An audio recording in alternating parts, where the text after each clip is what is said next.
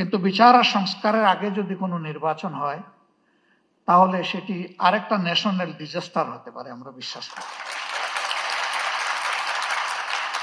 শত শত মানুষ যাদেরকে হত্যা করা হয়েছে, হাজারো মানুষ যাদেরকে পঙ্গু করা হয়েছে, তাদের সকলের বিচার করে তারপরে নির্বাচন হোক। 15.5 বছর জাতির উপরে অত্যাচারের যে স্টিম রোলার চলেছে, এর দ্বারা অনেকেই ভিক্টিমাইজড হয়েছে। জুলাইটা ছিল তার শেষ পরিণতি। শুরুটা ছিল কার্যত 2009 সালের 25 এবং 26 ফেব্রুয়ারি। ঢাকার পিলখানায় 57 জন দেশপ্রেমিক চৌকস, প্রতিশ্রুতিশীল, বিভিন্ন পর্যায়ের সামরিক কর্মকর্তাকে হত্যাকাণ্ডের মধ্য দিয়ে বাংলাদেশের উপর ফ্যাসিজমের থাবা শুরু হয়। তারপরে একে একে রাজনৈতিক দল, প্রথমে আমাদের দলটাকে দিয়েই শুরু করা হয় এবং শেষ পর্যন্ত যারা অপোজিশনে ছিলেন তারা কেউ বাদ পড়েননি।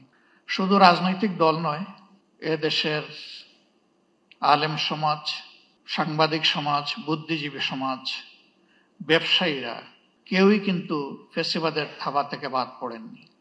কাউকে গ্রেফতারের 24 ঘন্টার ভিতরে অবশ্যই তাকে আদালতে তুলতে হবে, কিন্তু না, তারা আদালতের মুখ দেখেননি। তারা জানেন না তাদের পরিবার পরিজন কে কিভাবে আছে, পরিবার জানে না তারা আদৌ বেঁচে আছে কিনা। আমি সকল আয়নাঘর দেখিনি, আমি যেটা দেখেছি আমি বুঝতে পেরেছি এটি মধ্যম মানের, এটি চরম নিকৃষ্ট মানের নয়। সেই জায়গাগুলোতে কি হয়েছে সে কাহিনী যারা ভুক্তভোগী তারাই ভালো বলতে পারবেন। রাজনৈতিক দলগুলো নিজেদের অবস্থান থেকে বারবার তার প্রতিবাদ জানিয়েছে, কিন্তু তার প্রতিকার আমরা পাইনি, করতে পারিনি। শেষ পর্যন্ত আমাদের যুব সমাজের অতি ছোট্ট এবং সাধারণ একটি দাবিকে নিয়েই তারা রাস্তায় নেমেছিল। 15 জুলাই রাতে ঢাকা বিশ্ববিদ্যালয়ে যা ঘটেছে, বিশ্ববিদ্যালয়ের ইতিহাসে এটি ছিল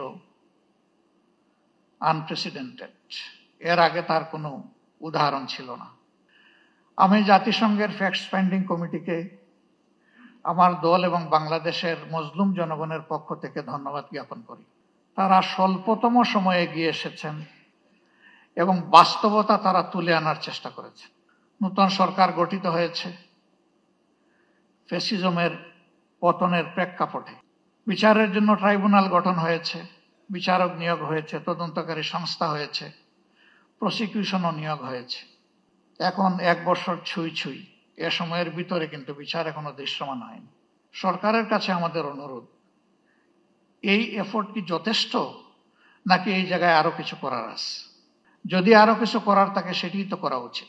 সারা বাংলাদেশে আমার মতো আপনারা অনেকে ঘুরেন, সব জায়গায় তো কান্নার রোল। কেউ আপনজন হারিয়ে, আর কেউ নিজেকে হারিয়ে। আপনজন হারানোর বেদনা আমরা বুঝি, কিন্তু যারা নিজেকে হারিয়ে বসেছেন, এই যে ছেলেটাকে দেখানো হলো, শুধু দুটো চোখ না থাকার কারণে গোটা বিশ্ব তার জন্য অন্ধকার। হাত পা হারিয়ে, মেরুদণ্ডে আঘাত পেয়ে, বুলেট বিদ্ধ হয়ে হাসপাতালের বিছানায় কিংবা নিজের বাড়িতে পড়ে প্যারালাইজ হয়ে কাতরাচ্ছে, এই সংখ্যাটা 250-র উপরে। আর যারা জীবন্ত লাশ হয়ে ঘুরছে সেই সংখ্যাও 5000 কম নয়। শহীদ স্মরণিকা আমরা সকলের হাতে পৌঁছে দিতে পারিনি। আমরা এবার হাত দিয়েছি যারা জীবন্ত শহীদ তাদের জীবন নিয়ে, এই অন্ধ, পঙ্গু, হাসপাতালের বেডে পড়ে থাকা প্যারালাইজড, তাদের বিষয়টা তুলে আনার জন্য। আমি সরকারকে অনুরোধ করব, এই কাজটা পূর্ণাঙ্গ যথার্থতা পাবে যদি সরকারি উদ্যোগে এটা হয়। আমরা আমাদের দিক থেকে পূর্ণ সহায়তা দিব ইনশাআল্লাহ, যা আমাদের কাছে ম্যাটেরিয়ালস আছে তা দিয়ে, এবং আরো যা প্রয়োজন আছে আমাদের পক্ষে সম্ভব সঙ্গত সবকিছু দিয়ে। কাজেই আমাদের শহীদরা এবং জীবন্ত শহীদরা আমাদের অ্যাসেট, তারা আমাদের বোঝা নয়, এই স্বীকৃতি আমাদেরকে দিতে হবে। সরকার এবং জাতির পক্ষ থেকে সেটা যেন নিশ্চিত করা হয়। এ বিষয়ে নিশ্চিত করতে হলে 3টা জিনিস প্যারালাল চলতে হবে। কিন্তু বিচার আর সংস্কারের আগে যদি কোনো নির্বাচন হয় তাহলে সেটি আরেকটা ন্যাশনাল ডিজাস্টার হতে পারে, আমরা বিশ্বাস করি। শত শত মানুষ যাদেরকে হত্যা করা হয়েছে, হাজারো মানুষ যাদেরকে পঙ্গু করা হয়েছে, তাদের সকলের বিচার করে তারপরে নির্বাচন হোক, তারা তা বলেননি। তারা বলেছেন যারা জঘন্য অপরাধী তাদের বিচারটা অন্তত 2-4টা হলেও আমরা নিচ্ছকে দেখতে চাই। আমরা দেশ এবং জাতিকে ভালোবাসি সবাই।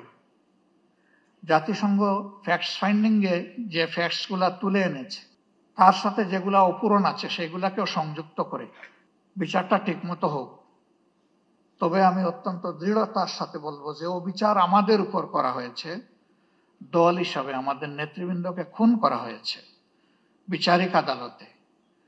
এ ধরনের কোনো বিচারও দেখতে চাই না। বিচারটা যেন শতভাগ ট্রান্সপারেন্ট এবং ন্যায্যতার ভিত্তিতে হয়।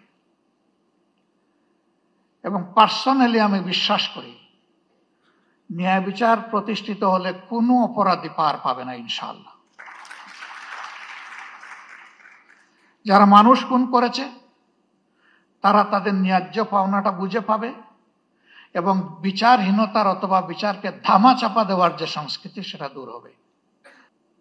আমরা আমাদের দলের পক্ষ থেকে প্রতিশ্রুতি দিচ্ছি এই প্রক্রিয়ায় আমাদের পূর্ণ সমর্থন এবং সহযোগিতা থাকবে। জনগণের ম্যান্ডেটের ভিত্তিতে আমরা সরকার পরিচালনা করার সুযোগ পাই অথবা আমরা বিরোধী দলে থাকি, এ বিষয়ে আমাদের ভূমিকা হবে স্পষ্ট, ন্যায্য এবং অকুতভয়। আমরা কাউকে পরোয়া করে কোনো কিছু বলবো না, করবো না। ভয় করব শুধু আল্লাহ তাআলাকে। দায়বদ্ধ থাকবো প্রথমে নিজের বিবেকের কাছে, তারপরে দেশবাসীর কাছে। অন্যান্য দলের পক্ষ থেকে একই প্রতিশ্রুতি আসুক তা আমি প্রত্যাশা করি। কেউ না কেউ তো আগামী সরকার চালাবে। তাহলে যারাই চালাক তারা যেন জাতির এই আমানত রক্ষা করে, আমরা যেন বিশ্বাসঘাতক না হই।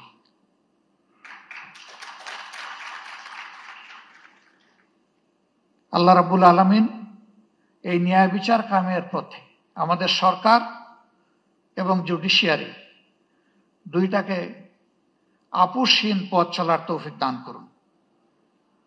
এবং আমি এখানে আরেকবার বলবো, জুডিশিয়ারি আমাদের স্বাধীন, এই কথা শুনতে শুনতে কান দুটো প্রায় বন্ধ হয়ে যাওয়ার উপক্রম হয়েছে। এটারও অবসান ঘটুক এবং সত্যিকার অর্থেই জুডিশিয়ারি স্বাধীন হোক। জুডিশিয়ারি তার পূর্ণ স্বাধীনতা ভোগ করুক, তাহলে আমরা মিনিমাম ন্যায় বিচার পেতে পারি বলে আশ্বস্ত হব। আপনার স্বপ্নগুলো আকাশ ছুবে প্রবাসীর হেলিকপ্টারের মাধ্যমে। বিয়ে, জন্মদিন অথবা যে কোনো বিশেষ প্রয়োজনে হেলিকপ্টার ভাড়া করতে যোগাযোগ করুন স্ক্রিনে দেয়া নাম্বারে। প্রবাসীর হেলিকপ্টার, নিরাপদ ও সাশ্রয়ী বাহনের বিশ্বস্ত নাম।